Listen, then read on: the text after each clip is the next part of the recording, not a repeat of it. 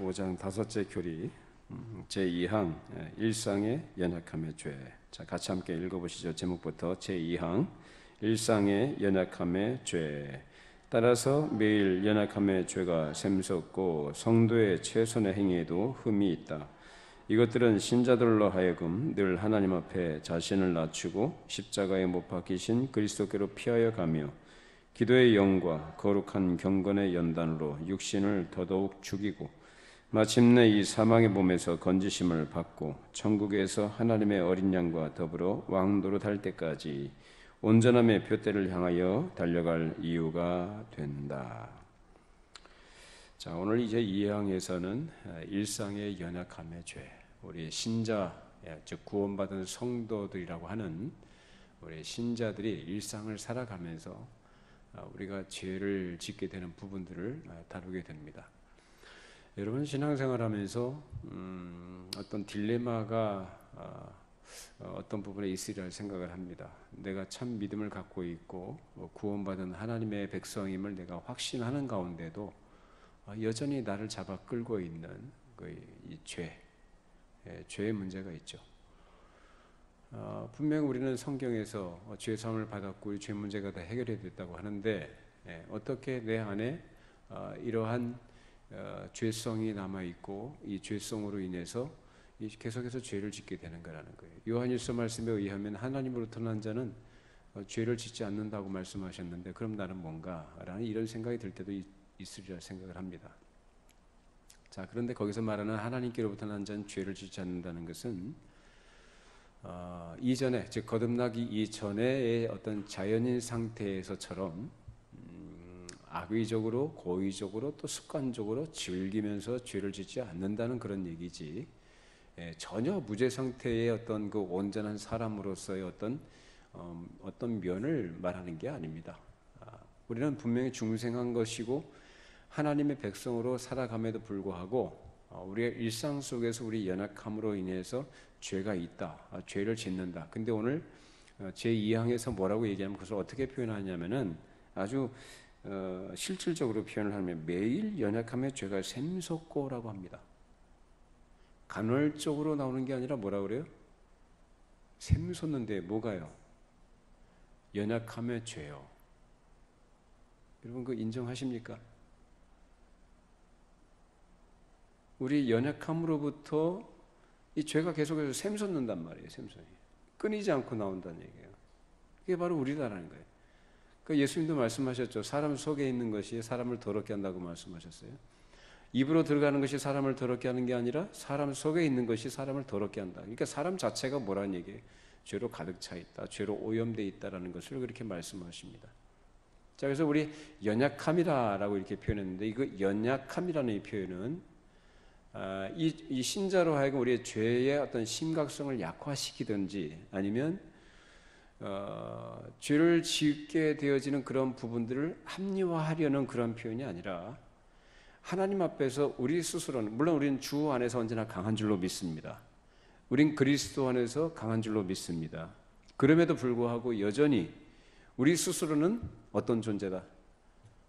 그만큼 얼마나 나약한 존재인가를 그렇게 강조하고 표현한 거예요. 굉장히 약하다라는 거죠. 믿음이 있는 것 같은데 마치 믿음이 없는 사람처럼 살아가는 그런 모습들도 있고, 그래서 하나님의 마음에 합한 하나님의 사람이라고 하는 그 다윗이 그 시편 103편에서 이렇게 고백을 해요. 제가 읽겠습니다. 시편 103편 13절에 아버지가 자식을 긍휼히 여긴 같이 여호와께서는 자기를 경외하는 자를 긍휼히 여기시나니 이는 그가 우리의 체질을 아시며 우리가 단지 먼지뿐임을 기억하심이로다. 우리의 체질을 아셔요. 하나님이 먼지뿐임을 기억하신다. 왜 티끌로 만들어졌잖아요. 흙으로. 그러니까 우리가 그런 존재라는 걸 하나님께서 아시고 우리를 불쌍히 여기신다라는 것입니다. 우리는 실제로 예수를 믿고 구원받은 자로 새 생명 가운데 있음에도 거듭해서 죄를 짓습니다. 그것은 새 생명 자체가 문제가 있거나 결함이 있어서가 아니라 아직 죄성이 우리 육신 가운데 남아있기 때문이죠. 그래서 그 육신의 연약함이라고 표현된 그 연약함 때문에 날마다 죄를 짓는다는 거예요. 죄로 오염된 육신은 죄의 힘이 돼서 새로운 생명 원리를 억제하고 신자들로 하여금 죄를 짓게 합니다. 그래서 성도들은 매일 자신의 실생활 속에서 아침에 눈 뜬 것부터 시작을 해서 해질 때까지, 심지어는 잠잘 때 꿈속에서도 죄를 짓고 자신의 생각, 상상, 또 어떤 희망과 기대, 원함, 그리고 말과 구체적인 행동으로도 죄를 짓습니다. 그것은 누구도 예외가 없죠. 그건 저도 마찬가지예요. 그래서 우리 믿음의 선조들, 즉 도르트 신조를 작성한 우리 선조들은 그래서 뭐라고 그것을 얘기했냐면은 우리 안에 있는 선한 의지를 가지고 어떤 거룩한 일을 하고 어떤 선한 얘기를 한다 할지라도 내 마음에 선한 마음을 가지고 어떤 행위를 할 수 있지 않습니까? 도덕적 선이라고도 표현할 수 있고, 어쨌든 간에 하나님 보시기에 우리가 옳은 일을 좀 하고 싶어하는 그런 일들을 한다 할지라도 그 가운데 오염이 있다라고 얘기합니다. 그래서 아무리 거룩하고 선한 행위를 한다 할지라도 그 자체가 뭐로 오염되어 있다? 죄로 오염되어 있다라는 거예요. 그렇게 표현을 합니다. 자, 그래서 이것이 우리로 하여금 하나님 앞에 우리 자신을 얼마나 낮춰야 되는가, 그 이유를 우리에게 밝혀주는 겁니다.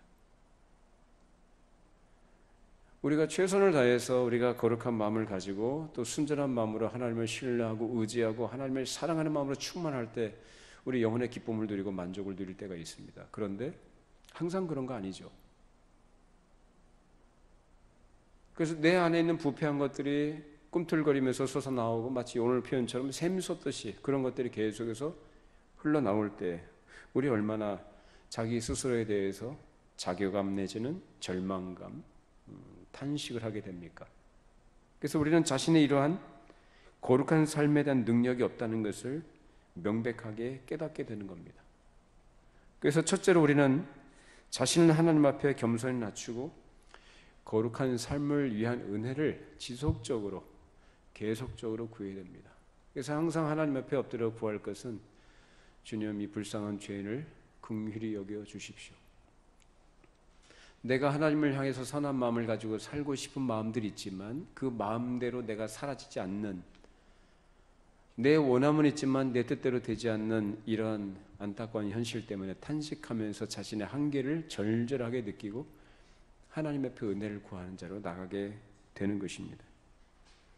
이처럼 우리가 예수를 믿는 신자로 계속 죄를 짓게 되는 것은 한편으로 생각해 볼 때 하나님께서 우리를 계속해서 겸손하게 하시려는 것입니다.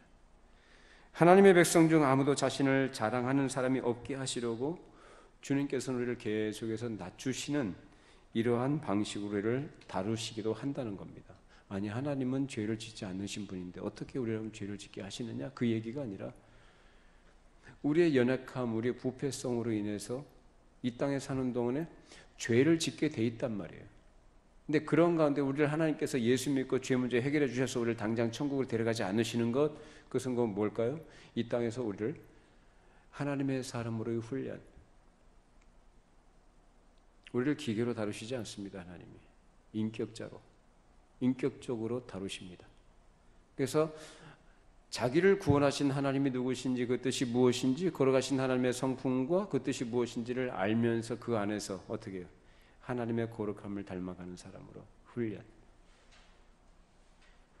그 훈련하는데 자기 힘으로 안 된다는 거 깨닫게 하시는 거예요. 계속 낮추시죠. 이것이 오묘하신 하나님의 방법이기도 합니다. 아, 예수 믿었는데 바로 천국 데려가시면 얼마나 좋겠습니까만 하나님 그렇게 안 하신다는 거예요. 우리를 계속해서 낮추십니다. 이런 방식으로 하나님의 백성은 계속해서 자기 자신의 힘이나 능력과 의지가 아니라 성령님을 의존해서 살아갈 수밖에 없는 존재라는 것을 절절하게 깨닫게 하시는 거예요.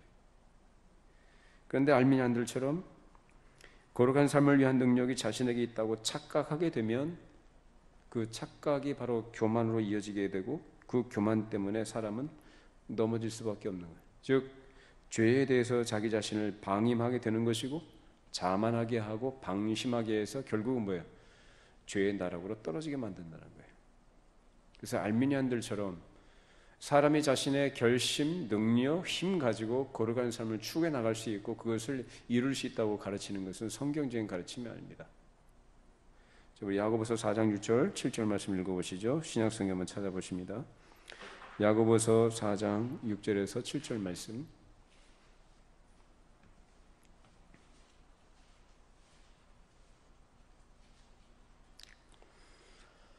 자, 히브리서 다음에 야고보서죠.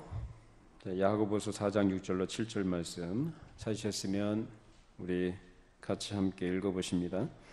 그러나 더욱 큰 은혜를 주시나니 그러므로 일러스되 하나님이 교만한 자를 물리치시고 겸손한 자에게 은혜를 주신다 하였느니라. 그런즉 너희는 하나님께 복종할지어다. 마귀를 대적하라. 그리하면 너희를 피하리라. 하나님이 누구한테 은혜를 주신다고 합니까? 겸손한 자에게. 겸손한 자가 어떤 사람이죠? 하나님께서 은혜를 베푸시는 자들은 누구냐? 겸손한 자들인데 그 겸손 자체가 하나님의 은혜의 결과이기도 하지만 그런 겸손한 자에게 하나님 은혜를 더 주시는데 그 하나님께서 그 은혜를 주신다고 할 때 그 겸손이라는 것은 뭘 얘기할까요? 겸손이라는 것. 하나님 앞에서 자기의 위치, 자기의 한계, 자기 인식이 분명한 걸 얘기해요. 자기가 얼마나 무능력한 자인가. 정말로 하나님의 은혜가 아니면 도무지 살아갈 수 없는 죄인이라는 것을 절절하게 깨닫고 하나님을 의지하는 사람을 겸손한 사람이라 그렇게 얘기합니다. 그런 사람에게 뭘 주신다고 그래요? 은혜를 주신다. 근데 자기가 뭐가 된 것처럼 자기가 믿음이 대단한 것처럼 생각을 하고 자기 어떤 종교적 선행과 종교적 어떤 열심과 열정이 마치 그것이 하나님 앞에 설만한 어떤 근거가 되는 것처럼 그런 사람들에게는 하나님께서 은혜를 안 주신다. 그런 사람은 교만한 사람이라고 그래요. 그래서 하나님은 그런 교만한 사람을 어떻게 하신다고 합니까? 물리치신다. 은혜의 자리로부터 물리침을 받는다는 게 얼마나 무서운 건지 모르죠, 사람들은. 교만한 사람은 그래서 교만한 거예요. 그래서 하나님 앞에 물리침을 받는다는 것이 얼마나 무섭고 두려운 것인지를 아는 사람들은 겸손할 수밖에 없죠. 우리 모두 하나님 앞에 늘 겸손하시기를 바랍니다. 겸손한 건 뭐냐면 자기 자신을 아는 거예요. 나는 하나님 앞에 설 수 없는 죄인이라는 걸 아는 거예요. 철저하게 자기 자신을 인식을 하고 그 앞에 납작 엎드리는 거예요. 그것이 바로 겸손이에요.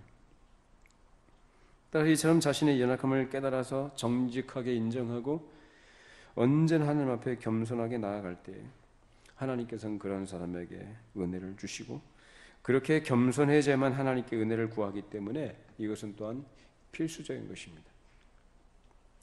자, 두 번째로 우리가 생각할 것은 우리가 거듭났어요. 예수를 믿고 즉 하나님의 백성이 됐는데 즉 중생했을지라도 신자들이 육신의 죄성이 남아있기 때문에 죄를 짓는다는 거예요.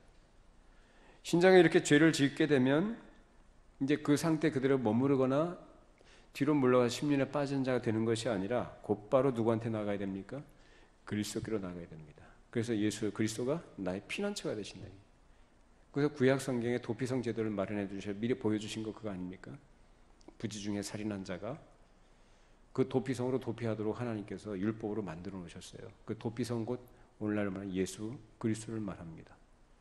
그래서 죄를 지은 자가 이제 살인죄를 저질러서 죽임을 당할 수밖에 없는 자가 그 도피성으로 도망가야만 사는 거거든요. 그 도피성에 도망가야 보수자로부터 그 생명을 보존받는 거거든요. 그래서 예수 그리스도 안에 피하는 거예요. 도망가는 거예요. 뭐 그럴싸하게 그럴듯하게 포장하면서 자기를 갖다 그 뭐 은혜야 어쩌죠 그렇게 말하는 게 아니라 아니 피보복자로부터 죽임을 당할 수밖에 없는 그 사람이 무슨 뭐 치장을 하고 자기를 포장을 하고 그래요? 네? 이것저것 생각하지 않고 앞뒤 돌아보지 않고 어떻게 해요? 곧바로 달려가 도망가 버리죠. 그처럼 그리스도께로 달려가는 거예요. 그리스도를 온전히 달려가서 붙잡는 거예요. 오직 주님만이 나의 유일한 희망이고 예수 그리스도만이 나의 유일한 생명입니다. 나는 그리스도 안에서만 안전합니다. 그 하나님의 약속을 나는 믿습니다. 그겁니다. 그것이 그리스도께로 도망가는 거예요. 그럴 때 성령님께서 그 그리스도 안에서 허락하신 하나님의 약속의 충만함을 그 겸손한 신자들에게 주십니다. 그래서 겸손한 신자들은 자신 안에 내재하는 죄를 깨닫고 그것 때문에 신음하고 탄식하고 완전한 구속과 영광 가운데 하나님의 어린 양과 함께 다스리실 그날, 그래서 어린 양의 통치에 함께 참여할 그날을 갈망하게 되는 것이죠. 그날이 오기까지 현재를 살아가면서, 우리 하루하루 살아가면서 버거울 때가 있죠. 너무나 죄의 유혹과 시험이 강하게 우리에게 도전해오고 우리를 미혹을 할 때 참 고단합니다. 싸워내기가 참 힘들어요. 그럴 때 자기 자신의 연약함들을 절절하게 깨달으면서 또한 그런 죄의 유혹과 시험에 마음을 빼앗기는 자신의 어리석음을 인정하고 매일매일 다시금 겸손하게 그리스도의 보혈로 도망쳐야 합니다. 자, 우리 요한복음 13장 한번 찾아보십시다. 요한복음 13장 10절 말씀.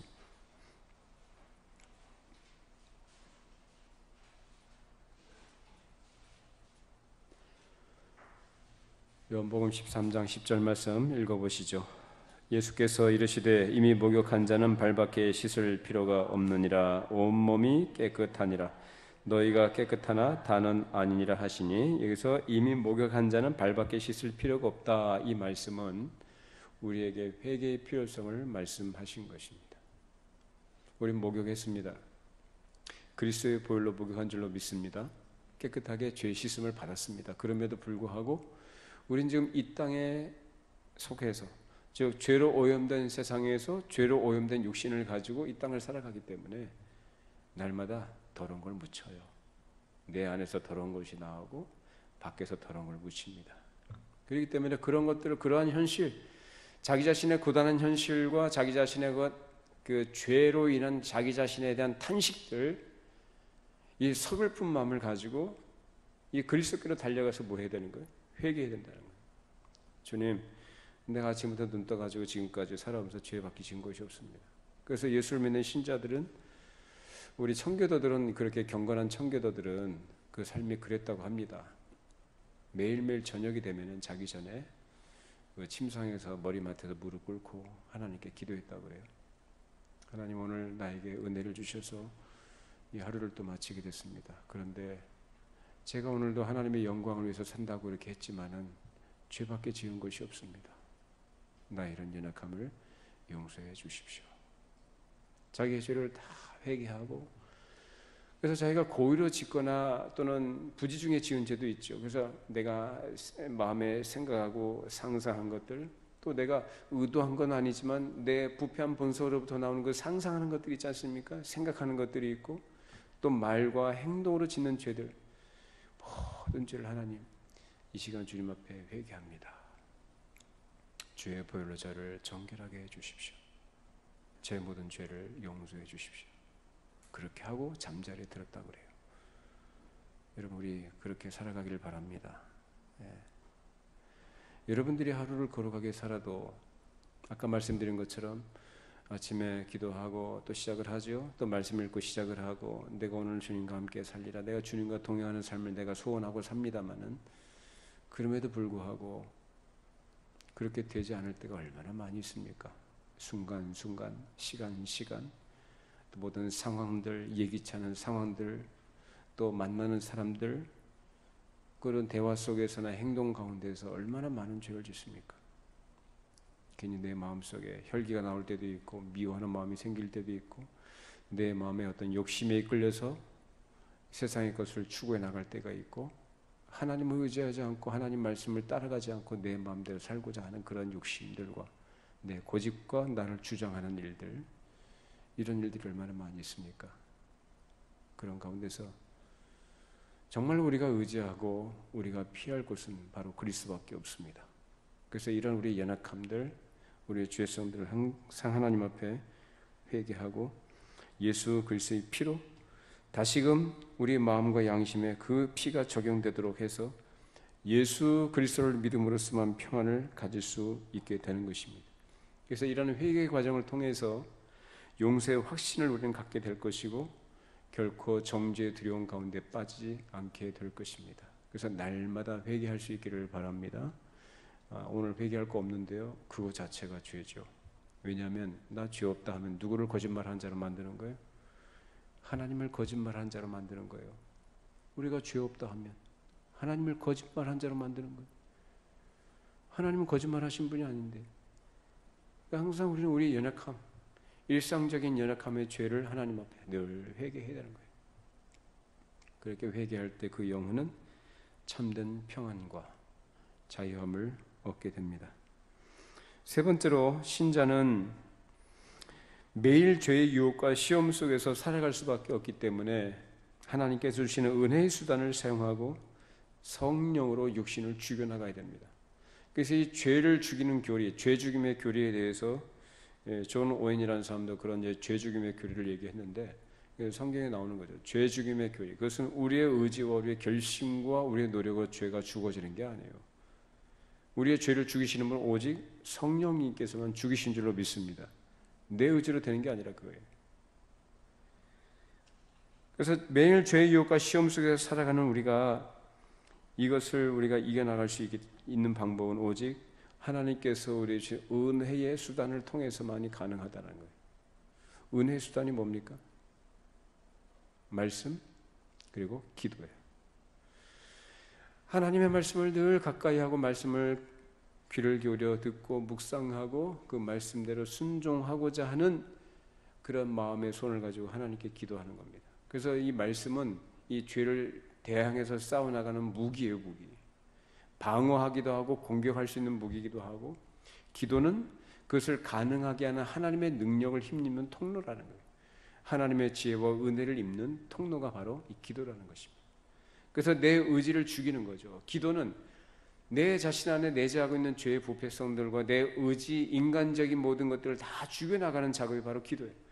하나님의 뜻을 구하고 그 뜻에 순종하고자 하는 것이 바로 기도의 목적입니다. 하나님께서는 그런 사람에게 은혜를 주십니다. 그래서 은혜의 수단인 말씀과 기도를 가지고 항상 하나님께 나아가고 그 일을 도우시고 역사하신 분이 누구시냐? 바로 성령님이십니다. 그러니까 성령님 의지하지 않고 말씀과 기도를 얘기해도 소용없는 거죠. 성령님께서 말씀을 읽을 때나 말씀을 들을 때 깨닫게 해주시고 내 마음을 감동하시고 그리고 내 영혼을 소송케 하시고 말씀으로 힘을 얻게 하시고 담대하게 하시고 용기를 갖게 하십니다. 그리고 기도할 때 하나님의 뜻을 분별하게 하시고 그 뜻을 따라 순종하고자 하는 마음을 갖게 하십니다. 그럴 때 우리는 뭘 죽인다고요? 죄를 죽여나가고 육신을 죽여나갈 수가 있는 것입니다. 그렇지 않게 되면 어떻게 될까요? 자기 힘과 의지와 결심 가지고 우리는 그동안 수없이 많이 해봤습니다. 내 의지와 결심 가지고 죄를 이겨보려고 하죠. 왜? 내 안에 그래도 하나님 편에서의 관점과 하나님 편에서의 판단력이 있거든요. 이 죄를 지으면 안 된다, 내 죄를 따라가서 안 된다, 이 유혹에 내 마음을 뺏겨서는 안 된다는 걸 내가 알아요. 그렇기 때문에 그걸 지켜보려고 하고 이겨보려고 하고 죽여보려고 합니다. 근데 저도 해보니까요, 안 되더라고요. 안 돼요. 100% 실패합니다. 100% 실패. 그래서 성령님의 도우심을 입지 않고서는 우리 육신을 죽일 수도 없고 우리의 죄를 죽일 수가 없다는 거예요. 항상 이 은혜 수단을 통해서 역사하시는 성령님을 항상 의지하시고 성령님의 도우심을 구하시기를 바랍니다. 그럴 때 하나님이 그런 사람에게 죄를 이길 수 있는 힘을 주십니다. 자, 로마서 8장 12절 14절 말씀 읽어보시죠. 로마서 8장 12절 14절 말씀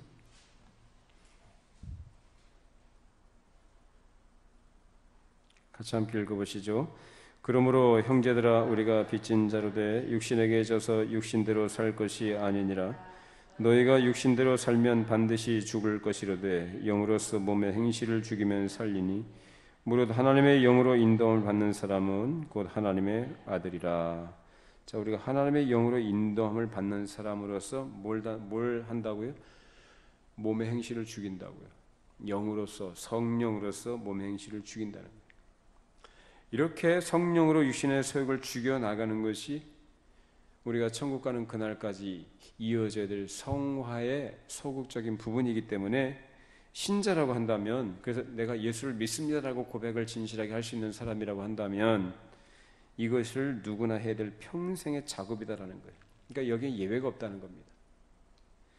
그러나 만약 우리가 육신을 죽이는 일을 게을리 한다면 육신은 우리 안에서 계속해서 새 생명의 원리를 말소하기 위해서 더 기승을 부리게 될 겁니다. 그래서 우리 항상 말씀으로 충만해야 되고 늘 기도 생활하면서 내 안에 성령으로 충만하기를 구하고 성령의 능력으로 우리의 삶을 이어나가도록 그렇게 하셔야 합니다. 그렇지 않게 되면은 맹송이라고 표현할까요? 말 그대로 예수 믿는 삶인 건 맞고 그 안에 새 생명의 원리가 심겨진 것은 맞는데 그냥 이 말씀과 기도로서 성령의 은혜를 구하지 않고 자기 힘 가지고 어떤 평소의 어떤 생각과 마음의 상태를 가지고 살아가게 되면 여지없이 이 우리 안에 육신의 어떤 정욕적인 것들이 우리를 제압을 해버려요. 우리를 끌고 가버려요. 그러니까 계속해서 죄를 짓게 하는 거죠. 계속 죄를 유혹을 하고. 그래서 우리 안에 있는 하나님께서 주신 그 은혜, 그 은혜의 원리, 생명의 원리까지도 어떻게 한다고요? 말소시키려고. 말 그대로 이 가물대 저수지 물이 바닥을 드러내면 이 물이 바짝 마르면은 등이 쩍쩍 갈라지는 것처럼 있죠. 예수 믿는 건 맞는데 정말 그 은혜가 없는 밑바닥을 살아가는 것처럼 그런 삶을 살아가도록 한다는 겁니다. 그 얼마나 고단하겠습니까? 그 삶 자체가.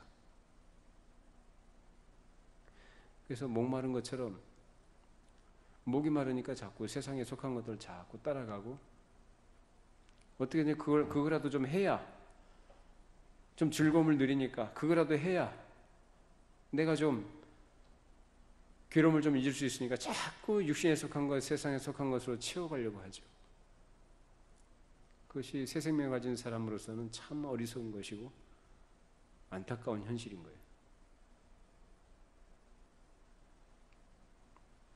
그래서 사도 바울도 이러한 어떤 영적 원리를 알고 있었기, 너무나 잘 알고 있었기 때문에 나는 날마다 죽노라라고 얘기합니다. 나는 날마다 죽는다. 그러니까 무슨 얘기냐면은 우리가 어느 시대나 하나님의 백성들, 하나님의 사람인 신자들이 겪는 그런 영적 갈등과 이 고민과 이 번민들이 이 사도 바울 안에 똑같이 있었다는 거예요. 뭐 그 사람은 뭐 훌륭한 목회자고 전도자고 선교사고 사도로서의 역할을 했기 때문에 안 그럴 것이라 아니요. 똑같아요. 우리하고 여러분하고 똑같아요. 그 얼마나 오히려 우리보다 그분은 우리보다 더 깊은 영적인 것을 체험했던 분이기 때문에 얼마나 그 도전과 얼마나 그 방해가 더 심했겠어요.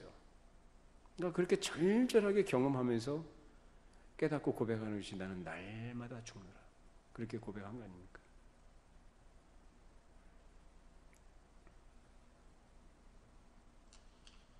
네 번째로 우리가 생각할 것은 이 땅에서 신자는 육신의 연약한 가운데 죄를 짓게 되는데 이런 가운데 탄식하며 이 육신의 연약함으로부터 완전히 해방되어지는 천성을 바라보고 사모하며 살아가야 한다는 겁니다.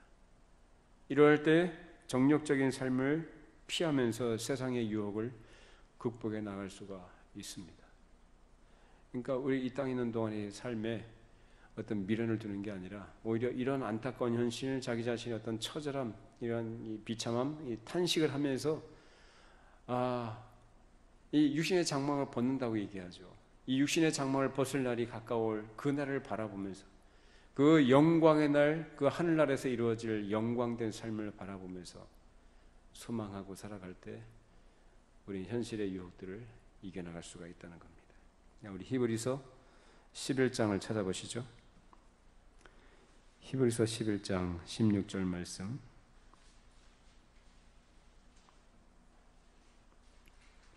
자, 같이 함께 읽어보십니다. 히브리서 11장 16절.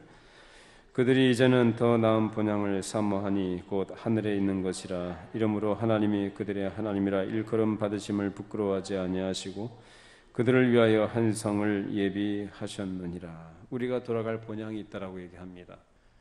우리 옛날에 불렀던 그 복음성가 이런 가사가 있었죠. 죄 많은 이 세상은 내 집안이네. 죄 많은 이 세상은 내 집안이네. 내 모든 보화는 저 하늘에 있네. 여러분 어떻습니까? 이 세상에서 그렇게 오래 좀 즐기면서 살고 싶습니까? 어떻습니까? 세상에 참 좋은 거 많지 않습니까? 내 감정을, 내 감성을 자극하고 힘드는데 이성마저도 마비시킬 만한 그런 것들이 얼마나 많이 있어요. 근데요, 우리 참 그런 걸 생각을 해야 됩니다. 그래서 현재만을 생각하면은 답이 안 나는 것이 우리 아닌지 모르겠어요. 그래서 성경에 그런 우리에게 눈을 들어서 바라볼 수 있는 본향이 있다는 것을 가르쳐 줍니다. 세상에서 얻고 싶은 것들 얻어보고 하고 싶은 거 다 해보고 올라가고 싶은 자리까지 올라가 봤던 사람들 우리는 수없이 많이 봐왔고 지금도 있죠. 근데 그 사람들의 결말들을 보면 참 인생이 이런 것이구나라는 생각을 하게 되는데, 근데 우리가 그렇게 미련하다는 거죠. 그런 걸 생각할 땐 잠깐 그렇구나 하면서도 곧 이내 우리 현실을 돌이켜 눈을 돌리면은 온통 우리의 마음을 빼앗아갈 만한 것도 가득 차 있는 것 때문에 미처 우리에게 약속하신 그 날과 그 나라를, 그 소망의 날을 기대하는 시선을 이 세상으로 돌려버릴 때가 얼마나 많이 있습니까? 그래서 하나님께서 우리에게 교회라는 것을 허락해 주신 것이 얼마나 감사한지 모르겠어요. 그렇지 않습니까? 나 혼자 안 된다는 거 알거든요, 하나님이. 여러분 혼자 교회라는 이런 공동체, 이 땅의 교회라는 것을 하나님께서 허락하지 않으셨고 그냥 각자 살아라 그렇게 했더라면은 우리가 어떻게 살 수 있을까? 할 수 있을 것 같은데 못합니다. 안 됩니다, 인간은. 그래서 아까 제가 말씀 준비하면서도 생각했던 것이 그거예요. 교회라는 것을 하나님께서 허락하신 것이 얼마나 우리에게 큰 은혜인가. 그래서 칼빈은 그렇게 얘기를 하죠. 교회는 신자들의 어머니다라고 얘기합니다. 교회 안에서 하나님의 말씀을 공급하고 깨닫게 하시고 성령께서 인도해 가시고 은혜를 주시고 그 안에서 자라가게 하신다는 거예요. 나 혼자 안 되니까 서로 권면하게 하시고 위로하게 하시고 자극하게 하시고 때로는 책망도 하게 하시고 또는 소망을 갖도록 일깨워 주신단 말입니다. 오늘 수요 예배가 없다면 이 시간에 여러분들은 뭐 직장일을 하든지 아니면은 가정 일을 하든지 여러 가지 개인적 일들을 보겠죠. 그러면 말씀으로 자기를 돌아보는 시간이 있을까요? 없어요. 안 됩니다. 세상이 우리를 그렇게 내버려두지 않습니다. 그래도 일주일에 한두 번 교회에 모여서 말씀 듣는 시간이 있고 하나님을 만나는 시간이 있고 또 말씀으로 하나님께서 우리를 깨우쳐 주신 것을 경험하게 하십니다. 그 안에서 우리 믿음이 뿌리를 내리고 자라갑니다. 그리고 하나님께서 우리에게 약속하신 그 영광과 그 복된 것이 무엇인지를 알게 하셔서 그 날을 바라보게 하십니다. 그래서 우리의 어린 양 되신 예수 그리스도와 함께 이제 우리가 함께 이 세상을 새하늘과 새 땅에서 다스리실 그 날을 우리로 하여금 확신케 하시고 그 날을 바라보고 소망 안에서 기대하며 살아가도록 하신다는 거예요. 그런 소망이 있기 때문에 그 약속이 있기 때문에 현실은 좀 고달픔이 있고 어려움이 있고 어떤 부분에 참 힘든 부분들이 있지만은 그런 가운데서 우리가 그것들을 감내하며 인내하며 이겨나갈 수 있도록 하신 줄로 믿습니다. 우리 그날 바라보시면서 언제인지 모르겠어요. 하나님께서 부르실 그날이 다 다르겠습니다만은 그 부르시는 그날까지 우리가 육신을 가지고 살아가는 동안에 고단함, 그 고단함을 상쇄할 만한, 그러니까 현재의 고난은 장차 우리에게 주실 영광과 좋게 비교할 수 없다고 말씀하신 것처럼 현재의 고난이 있어도 어려움이 있어도 그날을 바라보면서 탄식하면서 그 영광의 날을 소망하며 믿음으로 살아가는, 그래서 이 세상의 죄와 싸워 이겨나가는 믿음으로 승리하시는 모두가 되기를 바랍니다. 기도하겠습니다. 거룩하신 하나님 아버지, 참으로 우리가 얼마나 연약한 자들인지, 일상의 연약함에 죄를 지을 수밖에 없는 저희들의 죄성과 우리의 한계를 이 시간 말씀을 통해 다시 한번 분명히 확인하게 해주시고, 하나님의 은혜가 아니면 도무지 살아갈 수 없는, 도무지 하나님 앞에 설 수 없는 죄인들인 것을 깨우쳐 주심을 감사를 드립니다. 주님, 날마다 저희들의 연약함을 주님 앞에 정직하게 고백하고 우리가 범죄할 수밖에 없는 그런 한계를 가진 죄인들인 것을 늘 인식하면서 끊임없이 겸손히 그리스도께로 달려가고 그리스도의 사유하시는 은총을 구하며 겸손히 낮아지는 저희가 되도록, 그런 가운데서 하나님이 공급하시는 힘과 지혜와 능력으로 죄와 싸워 이겨나가는 저희가 되게 하시고, 우리의 마음을 하나님께 드리며 성령님을 의존하며 우리에게 약속하신 영광의 그날을 바라보는 가운데 소망 안에서 우리가 달려갈 길을 달려가게 하시고, 표대를 향하여 달려가 궁극적인 승리에 이르는 우리 모든 성도들이 되도록 은혜를 내려 주시옵소서. 예수님의 이름으로 기도하옵나이다. 아멘.